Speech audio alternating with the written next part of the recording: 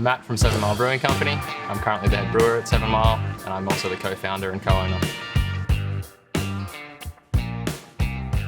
Me and my father started 7 Mile Brewing Company in 2017. We wanted to start a brewery mainly because of, I guess, myself and my own passion for brewing. Probably started in around 2010. So before I was a brewer, I was a technology journalist. I was heavily involved in computer hardware at the time. I was an overclocker, an avid overclocker. So I got sent to San Francisco a few times, LA a couple of times, with Intel, NVIDIA, Samsung, all those sorts of companies, and by chance stumbled upon amazing craft beer while I was there. I guess my craft beer epiphany happened with a Sierra Nevada Pale Ale, like for a lot of people. I was actually in LA or Anaheim on a business trip. I asked for a local beer and barkeep poured me a Sierra Nevada Pale Ale. It was nothing like I'd ever had. I'd never had such rounded hop profile in a beer. It was always, to me, hops were just bitter.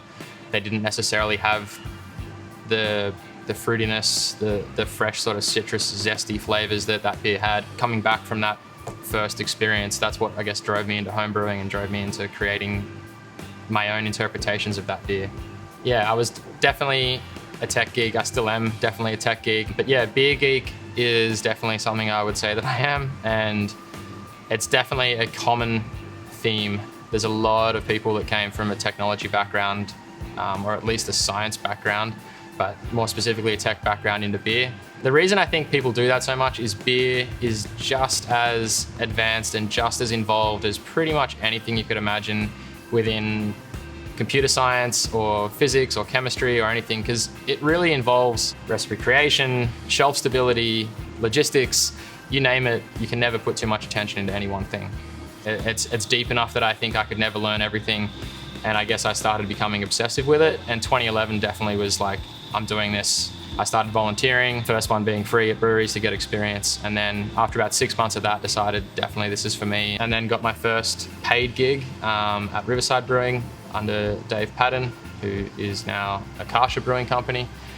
I worked with him for a little over a year, and then went to Four Pines after that, and I was at Four Pines for roughly 4 years, give or take, before eventually starting this brewery. So I'm very passionate about independent beer. A lot of people that own small independent breweries are. Independent breweries are only usually somewhere around 4 to 6% of the market, but they employ somewhere in the vicinity of 70 to 75% of people employed in brewing and in beer. So massively important for local jobs, massively important for other local businesses, local farmers, all those sorts of things. Really, really important. Buy local, it's definitely a big movement outside of beer. And I think for me, independent brewing just becomes a little bit of a part of that. It's how society always used to be. There used to always be, local butcher, baker, and candlestick maker. It was just one of those things that society always had. And to be honest, I think it's probably best that it returns to that. It keeps profit not only nationally, it doesn't just keep profits in Australia, it keeps profits within the communities. So it lets small towns and small regional areas keep their own mini economy going, keep money circulating locally rather than going offshore. So luckily, Australia produces a lot of fantastic products. The more that local and independent breweries grow, generally speaking, the better it is for local farmers.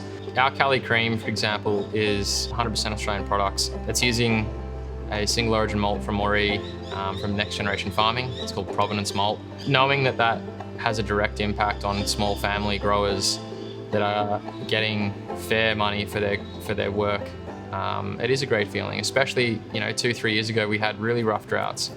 Some of those farmers potentially, if they were dealing with bigger distributors, bigger malting companies, if their grain wasn't necessarily up to spec, they just don't get paid for it. So they're expecting a certain price per kilo for malting grade barley, and if they don't achieve that, they're just shit out of luck.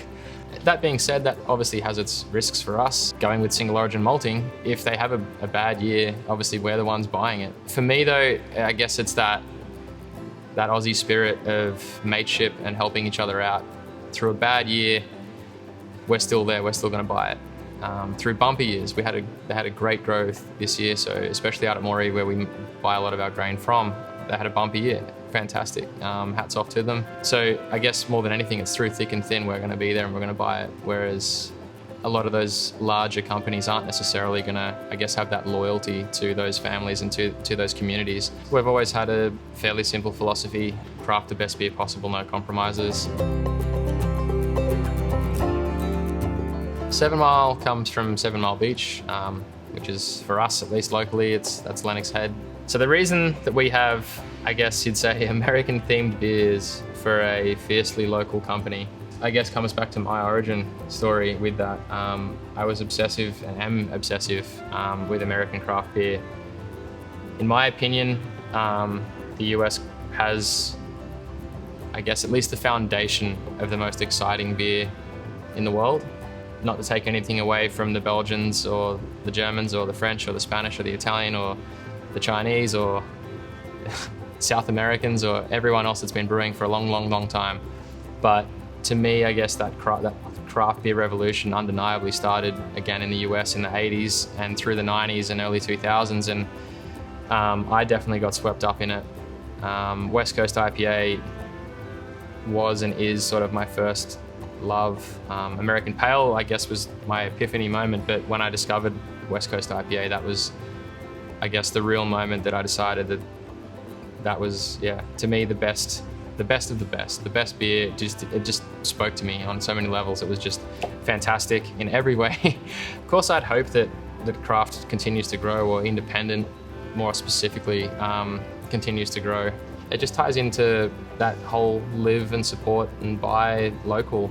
I truly do believe that suburbs, towns, regional hubs should all basically have their own local brewery. It's only going to create more jobs. It's only going to create better drinking culture in Australia, bring communities together, find, I guess, commonalities between each other and with each other, and it's only positive.